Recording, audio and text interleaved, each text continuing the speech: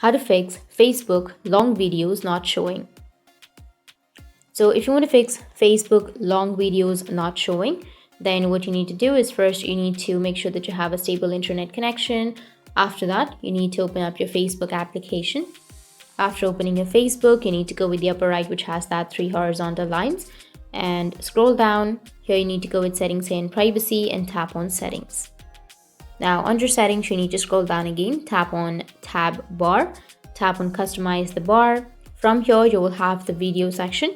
You need to make sure that the video section is pinned. So if it is hidden or if it has auto on the right side, you need to just go with the drop down and make sure that you've selected pin option. Once you've selected pin, then it will be pinned on your Facebook notification bar or the status bar, which is here on the top. As you can see that the video is right here pinned. You can just simply tap on that and you'll be able to watch the long videos. So that's it, and if you have any questions, feel free to comment below. Thanks for watching.